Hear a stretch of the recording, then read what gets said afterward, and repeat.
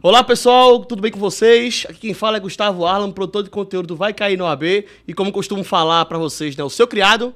E estamos aqui em mais um episódio do podcast Sonora Jurídica para você, para a gente trazer aqui não só questões relacionadas ao exame de ordem, como também questões relevantes da advocacia brasileira e temas pertinentes ao assunto. Então, a gente trouxe mais uma convidada super especial, que está sempre colaborando com a gente para a gente conversar a respeito da responsabilização dos profissionais de saúde no direito civil. E para falar sobre isso, trouxemos a nossa querida amiga e parceira aqui do Vai Cair na OAB, Luciana Garré, que é especialista em direito civil e de saúde. Professora, seja muito bem-vinda. Obrigada mais uma vez por participar conosco. Um prazer sempre estar aqui com vocês. Tanto, né, com o pessoal, quando Vai Cair na OAB, quando é só o Sonora Jurídica, volta e meia eu tô por aqui. Exatamente. Sempre está marcando presença com a gente e, mais uma vez, agradeço demais tua disponibilidade e ajuda com a gente, certo? Bom, antes de começar, antes de qualquer coisa, aquele recado maroto, né, pessoal? Aperte o dedo no like, se inscreve no canal, ativa o sininho para receber as notificações e, claro, deixa um comentário a respeito do tema que estamos tratando aqui e, claro, uma sugestão de conteúdo para a gente lançar aqui no YouTube do Vai Cair no AB. Se inscreve no canal, repetindo, para você acompanhar tudo que a gente lança por aqui, tá certo? E vamos embora começar o nosso papo. Professora, eu trouxe, para a gente iniciar o nosso papo aqui, eu trouxe um dado do Conselho Nacional de Justiça que é muito interessante, eu vi, estava nas minhas pesquisas, era muito interessante, que houve um aumento bem considerável em relação de 2023 para 2024, com relação a processos jurídicos relacionados a erros médicos. Né? Foi um aumento de 506%. É um dado realmente alarmante, vamos dizer assim. Né? 506% de aumento realmente choca um pouco. Né? Na verdade, ainda está até baixo para a quantidade de erro médico que acontece. Total. E até para o pessoal que está nos acompanhando, né, já ficar atento, o termo técnico para esse tipo de evento vai ser evento adverso da saúde. Erro médico, né, é mais popularmente conhecido nesse sentido e geralmente a gente só conecta com o médico. Total. Mas esses eventos adversos à saúde, aí aqui no decorrer do Sonora, eu vou estar falando em erro médico mesmo, que é o termo mais popular. Só que isso se aplica não só para médicos, mas também para odonto, também para um fisioterapeuta, tá? Você pode ter um evento adverso de saúde relacionado até num salão de beleza. Ah, nossa. A gente teve, faz um tempo, em Recife mesmo, na região aqui metropolitana, no período do carnaval, um caso relacionado com um produto que foi utilizado que causava para pintar o cabelo, que aí causava, né, chegou a causar até, na verdade, cegueira para algumas pessoas. Foi uma cegueira temporária, mas foi. Você pode ter, dependendo do produto químico que é utilizado ali, você pode acabar tendo alguma situação, né? Às vezes você tem procedimentos de estética, um salão de beleza muitas vezes não fica só no corte do cabelo. Você tem procedimentos estéticos, às vezes, você vai ter um esteticista ali dentro. Uhum. Então, aí você pode ter situações que vão estar relacionadas com o direito da saúde. E aí você pode ter uma situação desse de um evento adverso da saúde. Total. Entendi. Bacana. Então, já aproveitando esse gancho que você trouxe, professora, eu queria que você falasse quais são os principais fundamentos legais, né, da responsabilização. Né? Como é que funciona no meio jurídico isso? Como é que faz essa responsabilização? Como é que funciona? Tá. Basicamente, a gente vai ter dois tipos de responsabilidade que vão poder ali ser aplicadas para uma situação em que ocorreu um evento adverso de saúde, erro médico. Quando, por exemplo, a gente tem um profissional que comete algum equívoco, algum erro no procedimento, você vai poder ter uma situação ali em que aquele profissional liberal, ele vai responder com base ali no CDC, e aí a gente vai conversar direitinho melhor como é que funciona isso, quando é que é o CDC, quando é que é outro dispositivo, mas aí você pode ter uma situação dessas em que ele vai responder ali de forma subjetiva. E é isso que significa? Significa que eu vou precisar não só provar que ocorreu o fato, que ocorreu aquele ato, que ocorreu ali um resultado danoso e que tem uma conexão, tem um liame ali entre eles, tem um nexo causal entre eles. Eu vou precisar provar também a culpa daquele profissional. E aí, culpa aqui a gente vai olhar para imprudência, negligência, imperícia. Tá? Tem, porém, situações em que não vai ser subjetiva aquela responsabilidade, mas sim objetiva. E aí a gente vai conversar, porque tem um ponto até importante para a gente diferenciar, que é quando a gente olha para o público e para o privado, né? Se está perante o SUS ou se está perante ali um hospital, uma clínica particular, um procedimento ali, às vezes até de plástica e por aí vai. E aí você tem essas duas possibilidades. Tá? De fundamentação, a gente teria ou a responsabilidade subjetiva ou a responsabilidade objetiva, a depender do caso. Aí eu queria que você elencasse a diferença entre as duas nesse sentido. Quando é que aplicaria, Isso, né? como aplicaria? No caso de situações em que tivesse ali relacionado com o SUS, com um profissional que ele é agente público, que ele é ou contratado, tem ali um contrato realmente feito, e aí ele está naquele amplo, maior de agente público, ou quando você tem ele servidor concursado propriamente, tá? Que aí a gente teria a figura do servidor público. Nesses dois casos, a gente tem um entendimento por conta de um tema do STJ, tá? É uma decisão do Superior Tribunal de Justiça, é um entendimento dele de que não cabe o processo se dar contra o profissional. O processo tem que ser contra o Estado, contra a entidade. E aí pode ser o próprio Estado, município, União e por aí vai, ou pode ser também uma concessionária de serviço público. Tá? A gente teria essas duas situações. Não iria para o profissional, só caberia com relação ao profissional o regresso e alguma questão relacionada lá perante o conselho. Entendi. Nesses casos, geralmente, o requerente ele já começa o processo direto para o governo, para a União ou para o governo do Estado, ou culpa a pessoa? O processo que vai ser movido buscando, por exemplo, uma indenização, alguma reparação por conta daquele erro médico, vai ser contra o Estado. Não certo. Pode ser contra o profissional por conta desse tema, o 940 do STJ. Tá? A fundamentação aqui ela vai estar, acima de tudo, na Constituição, que vai tratar aí sobre a responsabilidade objetiva do Estado. Então, independe de culpa. Sim. Tá? E aí a gente soma isso com o que diz também o Código Civil, que aí você vai ter, por exemplo, o artigo 927, que vai trazer ali os conceitos básicos sobre responsabilidade civil, né, os elementos básicos, e o artigo 186 também vai ser um outro dispositivo relevante. Tá? E aí você vai ter algumas situações em que exclui essa responsabilidade do Estado, mas não vai ser contra o profissional que eu, pessoa, né, paciente, vou atrás. Entendi. Agora, eu, paciente, posso, repito, além de trazer essa questão do Estado, de mover essa ação no âmbito civil, eu também posso, perante o conselho daquele respectivo profissional, se é um odonto, é um CRO, por exemplo, um Conselho Regional de Odontologia, se é um médico, o CRM, Conselho Regional Médico. E aí eu posso chegar e fazer essa denúncia, vamos chamar assim, para que haja um procedimento perante o conselho e aí ele seja punido no caso de ser identificado que ele realmente cometeu um erro médico. Entendi. Aí, no caso, como é feita a análise desses casos? Você falou anteriormente com relação à imprudência, negligência e perícia. Aí, nesses casos aqui, aí como é que vai funcionar? Para ter a responsabilidade civil, eu tenho que mostrar que teve negligência, imprudência e imperícia, que teve a culpa. Sim. Tá? E aí você vai ter essa apreciação. Como é que vai funcionar? Você vai ter uma perícia, muitas vezes, judicial, ou você pode já ter uma decisão do conselho, e essa decisão do conselho ser utilizada no processo. Sim. E aí essa decisão do conselho reconhecendo que houve erro médico, que aquele procedimento não foi como deveria ter sido, e aí você tem essa prova podendo ser utilizada também.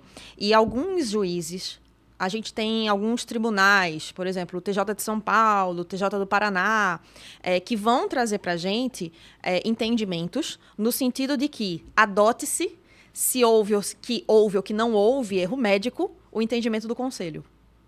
E aí tem-se uma tendência hoje a se ter uma valorização dessa análise feita pelo conselho. Não necessariamente precisa ter esse procedimento perante o conselho. Uma coisa é independente da outra. Mas pode haver uma conexão. Da mesma forma também, esse profissional ele pode ser inocentado ali no conselho, num sentido não técnico, né? No sentido mais de dizer assim, olha, não houve ali a configuração de um erro médico. Sim. E isso aí pode acabar ajudando ele também num processo judicial. É uma moeda lá com duas faces, né? Vamos dizer assim. Entendi. Agora, quando a gente olha, tá? Para o poder público, para uma situação no SUS, não posso, eu, paciente, processar o médico. Eu tenho que processar o Estado. Agora, se for uma situação particular, aí eu já posso ir atrás do profissional diretamente. Que aí já muda um pouco a situação. Porque eu vou sair dessa fundamentação desse serviço público, pura e simplesmente, eu vou olhar muito para o CDC. E aí a gente vai encarar esse tipo de erro médico como um fato de serviço. E aí esse fato de serviço, ele vai estar fundamentado lá no artigo 14 do CDC. E aí no artigo 14 do CDC, você vai ter que olhar para o caput dele, ou seja, para o textozinho principal dele, ou para o parágrafo 4º dele. Porque num, ele vai trazer a responsabilidade objetiva. No outro, no parágrafo 4º, ele traz a responsabilidade subjetiva. E aí, se eu estiver olhando, sei lá, para um médico atuando por si só, aí eu vou olhar para a figura do profissional liberal, para o parágrafo 4º do CDC. Já se eu estiver olhando para um médico que é empregado de uma clínica, de um hospital, aí a coisa já muda de figura. Por quê? Porque agora eu já tenho, além do artigo 14, trazendo ali a responsabilidade objetiva daquela clínica, Sim. eu somo com o que diz o Código Civil sobre a responsabilidade do empregador pelos atos praticados por seus empregados. Que aí vai ser uma responsabilidade que aí somando, né, o Código Civil com o CDC, vai se ter esse entendimento de que seria solidária. Eu posso entrar só contra o hospital, posso entrar só contra o médico. Mas mesmo quando eu tiver na responsabilidade objetiva do hospital, eu tenho que demonstrar que houve ali um erro médico. E para geralmente eu demonstrar que houve um erro médico, eu tenho que mostrar que tem ali algum tipo, muitas vezes, de imprudência, negligência, imperícia. Total. Entende? E aí, assim, nesse contexto, teve uma situação bem específica que a gente teve no escritório, que foi voltada para o preventivo. Essa profissional da área da saúde, ela tinha uma formação em saúde da família. Lá no âmbito da medicina, né, você vai ter as residências. E aí você tem residência em obstetrícia, geriatria, residência em neurologia e por aí vai. E aí aquele profissional, tem-se um problema quando a gente olha, particularmente eu entendo que é algo desafiador para se tratar, Sim. porque se tem um entendimento de que o médico, ele pode atuar, não se formou como médico, ele pode atuar e atender em qualquer situação. Só que, ao mesmo tempo, tem situações que ele não tem a perícia necessária para tanto. E aí, nesse caso específico, só para vocês entenderem como seria e como a situação é mais complexa do que parece. Às vezes, né? Que a gente acha, não, direito médico é fácil, a responsabilidade tá... Tem muita gente entrando como aventureiro no âmbito do direito médico, direito da saúde, e tá dando bronca no judiciário, porque os juízes também estão aprendendo cada vez mais. E aí você está tendo hoje um holofote maior para essa área. Total. E aí, nesse sentido, tá? Essa profissional, ela era concursada, logo, ela não poderia ser diretamente acionada pelo consumidor ali, que não seria consumidor nesse caso, pelo paciente. Vamos usar o termo mais técnico. Aquele paciente teria que ir contra o Estado se acontecesse uma situação de erro médico. Por que eu estava olhando aqui e olhando para uma situação que poderia haver erro médico? Porque ela, como da saúde da família, ela pode atender grávidas. Mas ela não tem a perícia para as situações de alto risco. É alguém que está numa hipótese de pré-eclâmpsia. É alguém que está numa situação em que a diabetes ali é verificada de uma gestante, a pressão alta. E aí você vai ter casos em que é de alto risco. Então, teria que ser ali o atendimento feito especificamente por um obstetra, por um profissional do âmbito ali da gestante mesmo, de atuação. Só que aí, o que acontecia? O tempo inteiro, aquela unidade de atendimento mandava de volta para ela.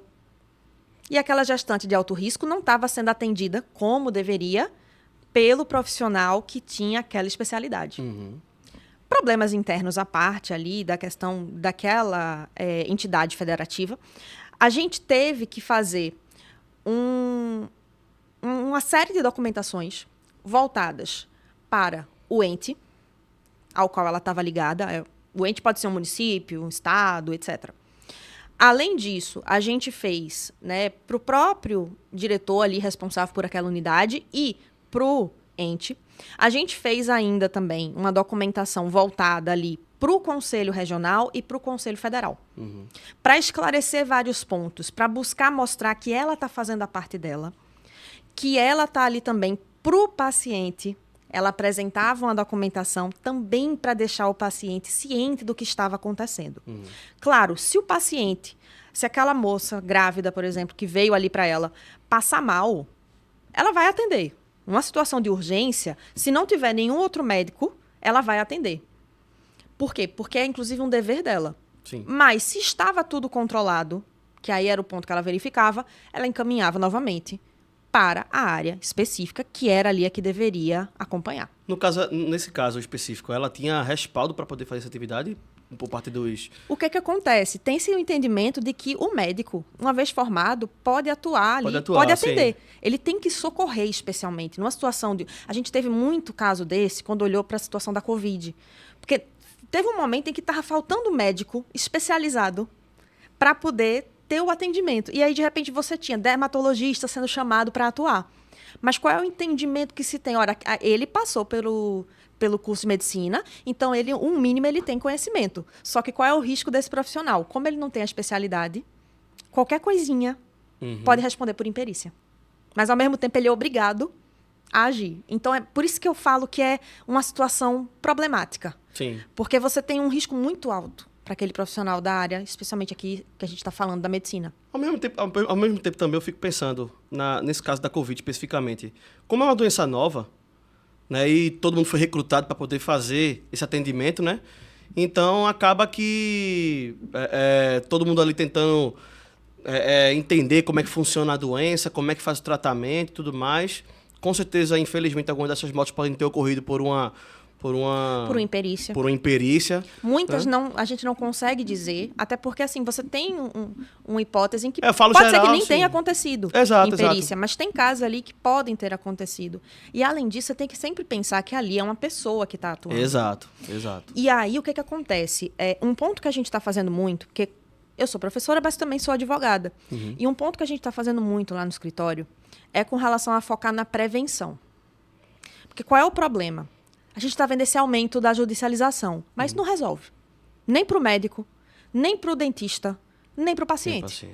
Porque uma vez que eu tenho o paciente, e a gente tem casos de erro médico com pacientes, tá? De a gente estar ali defendendo aquele paciente, por vezes contra o hospital, ou talvez até algo contra o Estado. Mas aí o que acontece? Você vai ter uma situação em que já não tem o que fazer mais. O erro já aconteceu. Tem, porém, situações que são evitáveis, que são mitigáveis. A gente passou a identificar erros minúsculos, que é um procedimento que você muda ali naquela clínica, que você muda naquele consultório, que vai evitar erros que poderiam gerar indenizações até milionárias. E aí você evita até mesmo que o dano aconteça. Então, tem casos que a gente consegue mitigar, ou seja, reduzir, né, ali, muitas vezes, o quanto que seria de indenização, consegue fazer com que aquela situação não seja tão grave quanto poderia. E tem casos também que a gente consegue até evitar que aquilo aconteça. É só uma às mudança vezes, de processo interno mesmo. Para você ter a noção, às vezes é um prontuário incompleto. É um prontuário mal escrito, mal preenchido. Pode ser pelo enfermeiro, por exemplo, no hospital. Pode ser pelo médico, quando passou o plantão. E aí não anotou certas intercorrências, certas situações que aconteceram que deveriam ter sido anotadas. A gente já teve caso, por exemplo, de ver uma situação em que teve horas de um prontuário em branco. Ninguém sabe o que nessa brecha de horas entre um procedimento e a internação, no UTI, por exemplo, o que aconteceu? Porque não tem no pronto. Como é que assim? Então, horas, imagine uma situação assim, 5 horas, 4 horas, e você não tem o que aconteceu ali. Mas se a pessoa passou mal num procedimento, o que foi feito diante disso? E aí tinha bem reduzido e não tinha a completude realmente. Então, isso pode gerar, por si só, também a reparação civil. Exato. Caber ali essa indenização. Então, vai desde a falta de documentos até situações realmente de procedimentos, que assim, a gente tem um limite enquanto profissionais da advocacia, mas em sendo o caso, o que a gente, por exemplo, pode fazer, que é algo até que eu tenho conversado bastante lá. A gente pode também buscar profissionais da área médica, da área da saúde, né? Por exemplo, um fisioterapeuta, que aí possa chamar ali para ajudar num treinamento, por exemplo, que a gente identifica, olha, aqui tem um problema que já é até de questões técnicas da área. E aí precisar dizer, olha, vocês vão precisar realmente passar por algum tipo de reciclagem, talvez fazer alguma especialização, algo ali para melhorar os próprios procedimentos técnicos daquela área. A gente geralmente não chega até esse ponto, tá? Mas pode ter uma situação dessa. Era isso que eu ia perguntar, se era muito comum dentro da tua atividade, por exemplo, nesses casos, ter que chamar um profissional para ajudar na perícia ou algo do tipo. Veja, para verificar, depois que aconteceu o erro médico, tem-se a perícia. E aí, isso vai tanto para o lado do médico, pode ser favorável, quanto para o lado médico ou o outro profissional da área, quanto para o lado do paciente, porque vai se verificar se houve, se não houve aquele ato ali, conforme seria o procedimento. Então, vai ser chamado, se tiver um processo judicial, você vai ter um perito, por vezes. Você pode, porém, ter um procedimento somente no conselho, que eu estou olhando. E aí eu tenho uma defesa de um psicólogo, de um médico, de um dentista, de um enfermeiro, tá? A gente já teve situação de ter justamente essa consulta, esse acompanhamento aí, essa ajuda nessa parte de, assim, aquela defesa da pessoa, que geralmente eles não tomam o cuidado necessário. Teve um caso mesmo que chegou pra gente, que já chegou, o prazo já estava correndo para a defesa da profissional no conselho, e aí a profissional sumiu. E o prazo correndo. E ela dizendo que queria o serviço da gente. E a gente, olha, a gente só tem condição de elaborar a sua defesa se você mandar toda a documentação. E se tiver pelo menos um prazo X para eu poder realmente fazer uma defesa razoável, né? Decente, vamos dizer assim, né? Um mínimo ali de defesa. Porque senão, imagina, a pessoa chegar para mim na véspera para querer que eu faça a defesa para o dia seguinte. Ah, não. Aí, você está jogando todos os anos da faculdade, todo o seu tempo de trabalho no lixo. Porque você está ali pegando e não está tomando o esmero, o cuidado.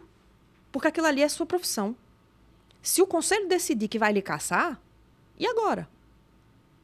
Para você, às vezes, conseguir ter uma anulação de uma cassação de carteira, né? Do seu registro, você dificilmente você vai conseguir no judiciário. Você vai ter que achar algum problema muito técnico, por vezes, sabe? Para ter ali algum tipo de invalidade. E aí você vai ter uma situação em que isso pode custar uma carreira. Isso pode, talvez, ser um caso em que você tenha ali algum tipo de punição que não seja tão grave, que não seja também uma suspensão, pode ter um outro tipo de punição, uma advertência, por aí segue. Mas que, se você é condenado no conselho, você corre o risco também disso ser usado contra você num processo judicial. E imagina num caso em que talvez você não tenha cometido aquele erro. Se você talvez explicasse, trouxesse as provas que você tem, a situação mudaria. Então, assim, até nessa parte também a gente nota um problema. Geralmente, o que se denuncia, muitas vezes, por parte dos pacientes, é com relação ao médico. Não se olha tanto para outros profissionais, no máximo para o odonto, que hoje está fazendo muito procedimento estético. Então, com muito procedimento estético, está aumentando muito, né? Está começando a aumentar a situação. A gente teve consulta, por exemplo, relacionada à diferença do queixo da pessoa que foi colocado, diferente do que está escrito. Isso gera indenização. Não vai ter muito o que discutir. Você tem até o documento. E aí, às vezes, até a gente tem o problema de falta de documento. Não só prontuário, mas tem outras documentações, sabe? Tem o TCLE, tem o... Enfim, tem várias situações que a gente precisa observar. No caso do prontuário, ele é o ponto de partida de um processo desse? É o prontuário. É crucial. Então... É crucial. Tanto para o lado do paciente que está indo atrás de alguma compensação, quanto para o lado do profissional para se defender. Às vezes você consegue ter uma defesa do médico eficaz por conta do prontuário bem escrito, bem preenchido. E aí isso pode justamente fazer a diferença para você demonstrar, né, que você não teve ali, por exemplo, um erro médico ou alguma situação específica. Que outros tipos de evidências a gente pode utilizar dentro de um processo do tipo, assim... É um exame, além de Sim. prontuário, é um exame, Um exame. A gente teve um caso, nesse caso a gente estava pela paciente contra o hospital, e nesse caso, o paciente em questão teve um exame, que nesse exame houve um erro quando foi feito o exame. Então não foi nem o médico lá que foi analisar o exame que errou. Foi quando fizeram o exame. Nossa. Foi o médico, o profissional responsável ali pelo exame. Eu não lembro agora qual era o exame, tá? Faz um tempinho esse caso. Mas aí, para você ter noção. E aí você tem a questão de que cabe responsabilizar ao hospital, porque era um funcionário do hospital, estava dentro do hospital, era um procedimento do hospital. E aí foi uma responsabilidade que foi trazida ali como objetiva. Entendi, total. Falando especificamente dos processos em si. Dentro da tua experiência, você observa que os resultados dos processos estão mais pró-paciente ou pró-profissional? Dentro da tua experiência, dentro do que você já trabalhou? Depende muito da situação. Uhum. Como se está hoje banalizando muito esse ramo do direito médico, começou com as ações muito de plano de saúde. Sim. Especialmente para ter a revisional, que é para ver, olha, o valor do aumento foi demais, é para ser menos. Isso já por si só foi extremamente banalizado. Então, isso já causou um problema na área da judicialização mal feita, por vezes até. De ações que não estão bem fundamentadas, às vezes. De discussão de um valor que não caberia e vice-versa. Mas na parte específica, com relação aos profissionais, tá? A maior parte dos casos da gente, olhando para o judiciário especificamente, a gente tem visto muita condenação. É muito mais interessante fazer acordo, a depender da situação, tá? É porque, às vezes, para judicializar, você pode conseguir fazer um acordo antes mesmo de ter a judicialização, porque o próprio paciente já vai reclamar com o médico. E aí, se esse médico tiver uma equipe jurídica acompanhando, você consegue entrar em contato, ver o advogado e até já conversar. E, por exemplo, eu não vou ter honorário de sucumbência que eu vou buscar discutir, às vezes, com aquele advogado. Porque nem chegou a ter o processo. É só mais um aconselhamento jurídico ali. E aí você pode ter um acordo extrajudicial, por exemplo. Total. Tá? Outra situação também interessante é você buscar ter a prevenção, de você verificar. Imagina que você tem uma clínica, você tem um consultório médico. Você verificar que os procedimentos estão conforme o que diz a legislação. Porque, para você ter noção, a gente pode acabar tendo uma responsabilidade civil relacionada não ao direito médico em si, mas relacionada ao direito de imagem. Com essa moda que tá de o antes e o depois na rede social. Total. E se meu paciente não concordou? E se não tem ali um documento? E se não foi esclarecido para ele? E se, por acaso, aquela postagem acabar colocando aquela pessoa numa situação vexatória? N casos, né? N situações. Assim, exato. E o tempo inteiro o médico está lidando com dado sensível. Então, aí já entra uma outra legislação, que é a Lei Geral de Proteção de Dados. Aí, assim, você vai vendo, a coisa é muito mais complexa do que parece no primeiro momento. Entendi. E eles não costumam ter muito essa política da prevenção, do cuidado prévio, sabe? Para evitar que aquilo aconteça. Alguns profissionais têm, foi bem interessante, teve uma profissional com quem eu conversei, que, assim, a consciência dela, para evitar, realmente, ela estava perfeita. Não precisa. Eu disse a ela, você não precisa de mim. Se acontecer alguma coisa, aí você fala. Sim. Acredito que não vai, porque era... A fundamentação estava toda... Sabe assim, estava tudo... Os procedimentos que ela tomava, os cuidados que ela tomava. É assim, brilhou meu olho. Eu disse, essa daí é aquela cliente que, assim, é o sonho. Total, tem todo o conhecimento, né? Eu olhei assim, ela tem toda a documentação, tudo certinho. Então, assim, até se acontecer algum problema eventualmente, a chance dela conseguir provar... Vai ter resguardado o documento. Entendeu? Que ela agiu corretamente, que não Perfeito. houve erro médico. Porque tem casos, né, que vão acontecer. O evento adverso de saúde é, infelizmente, questão de tempo. Entendi. O ponto principal é o quanto a gente consegue reduzir o percentual de ocorrência disso e o quanto que a gente consegue também ter uma resposta eficaz diante de algo que aconteça. Porque aí eu saber identificar. Entendi. Certo. A conversa está sensacional, pessoal. Acho que, inclusive, vale sua curtida, vale seu comentário, vale seu compartilhamento. Então, deixa ele na mão, não, rapaz, não deixa ele falando sozinho, não.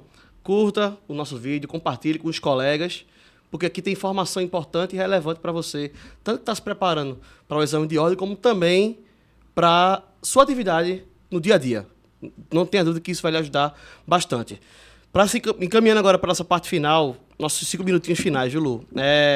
Mas eu queria trazer esse ponto agora para os nossos candidatos, né, do exame de ordem. Então, o que é que o candidato precisa se atentar com relação a esse tema na parte de direito civil? É interessante porque até agora o que a gente falou serve tanto para o pessoal da área jurídica quanto para o pessoal da área da saúde. Exatamente. Mas olhando especificamente, tá, para você que vai fazer o AB, é você se atentar para o que diz o 927 do Código Civil, o 932, se você tiver uma situação em que é um profissional que ele é funcionário de uma clínica, de um hospital, para você se atentar para o entendimento do STJ quando se tratar numa responsabilidade lá no direito administrativo, né, de um servidor público, não vou poder, na verdade, ir atrás do servidor público, eu vou ter que ir atrás do Estado. Uhum. E aí você tem situações que poderiam ser cobradas nesse sentido. E de também você olhar para o artigo 14, tanto o caput quanto o parágrafo 4º do CDC, para você ali dizer se aquela responsabilidade ela é subjetiva ou ela é objetiva, e também se cabe, se não cabe solidariedade. Seriam, assim, acho que os principais pontos relacionados e os tipos de dano, né? Uhum. Porque a gente é tanto assunto que a gente nem chegou a discutir, por exemplo, dano estético, sim, dano moral, dano às vezes até existencial. Esse eu já acho difícil, tá? Acredito que não aparece na OAB dano existencial. Mas dano moral, dano estético e danos emergentes, aí sim já é interessante ficar atento, porque é algo que pode ser cobrado. Ah, show de bola, show de bola. Curto, rápido, fácil, anotou, estudou e passou. Dito isso, passou. Professora, a gente vai encerrando aqui o nosso bate-papo, encerramos nosso tempo. Muito obrigado mais uma vez pela sua disponibilidade, por nos ajudar aqui no Vai Cair no AB. E o recado, se você quiser dar, o espaço é todo seu. Eu que agradeço novamente o convite, destaco, né, se tiver ainda algum profissional da saúde, busque se prevenir. Lembre que prevenção é o melhor remédio, tá? Não deixe... Pega a documentação que você tem, o código de ética que você tem da sua profissão. Para você que é advogado ou futuro advogado, que essa carteirinha tá chegando, eita, prepara. Para você, lembre, não é para dar certo que você faz, é até dar certo. Então não desista, persista, é questão de tempo. E talvez ajuste de estratégia. O que é que você está fazendo hoje que não está dando tão certo e o que é que você pode fazer diferente para mudar um resultado? Uma prova, ela não define quem você é e o que é que você pode ou não pode fazer. É só uma pedra no meio do caminho, é só um resultado que você pode reverter. Lembre que tem 3 provas por ano da OAB. Essa aprovação sai. Chance tem de muito. Pelo amor. Chance tem de muito. E a hora vai chegar. Uma hora a sua carteirinha vai estar na sua mão, não tenho dúvida. Professora, mais uma vez, muito obrigado. Sempre muito bem-vinda em participar conosco aqui. Vamos ter outros assuntos para a gente conversar também aqui no Sonora Jurídica e em outros conteúdos também. Então, pessoal, a gente vai encerrando por aqui. Quero agradecer a sua audiência, a sua paciência. Eu espero que tenham gostado do programa. Mais uma vez, curta o vídeo, comente, compartilhe, se inscreve no canal, ative o sininho para receber notificações de vídeos novos e, claro, acompanhe as redes sociais do Vai Cair no AB, @Vai Cair no AB. Inclusive, professora, dê aí as suas redes sociais pra galera aí pra... Sim, segue, @profa.lucianagarré. Quem quiser, né, também seguir o escritório, é Coelho Garré Advocacia. Show de bola. Vou deixar aqui na descrição do vídeo todas as redes sociais da professora para você acessar e entrar em contato com ela para tirar alguma dúvida. Enfim, e trocar esse papo com ela, essa figurinha com ela, tá certo? Pessoal, muito obrigado mais uma vez. Até o próximo episódio do Sonora Jurídica. Até mais. Tchau, tchau.